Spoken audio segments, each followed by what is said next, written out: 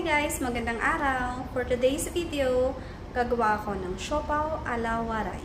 Samahan niyo ako!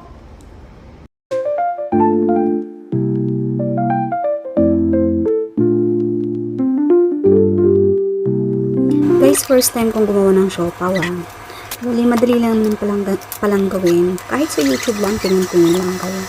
Nagpisa mo lang, lagyan ng ingredients, manok, tapos gawa ng sauce. Yung mahirap lang sa akin talaga yung paggawa ng dough kasi tatansyahin mo talaga siya yun lang ako medyo nahihirapan, pero unang try ko na paggawa ng siopaw, which is okay naman pala ang kinalabasan basta sumunod lang tayo sa tamang sukat.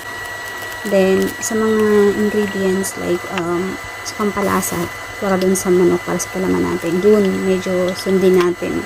Tapos kung nakadepende sa atin kung ano mga panlasa natin, kung mahilig ko sa alat, gano'n. Tapos sa mga liquid naman natin, kailangan din natin sundin kung anong takal or kung ilan lang yung dapat natin ilagay. Kasi minsan, sosobrahan sa gatas or minsan yung mga ginagamit naman sa tubig or sa butter, gano'n. Pero ako kasi talaga, nakailang beses na akong pumalpak sa paggawa ng dough. Mapa sa tinapay, gano'n, ilang beses na. So, ngayon trinay kong sundin kung ano yung hihingi or anong takal doon sa pinagsusundan ko ng YouTube. Pero, naging okay naman siya. At in fairness masarap siya. Try nyo rin gumawa. Libre na naman ang aming merienda.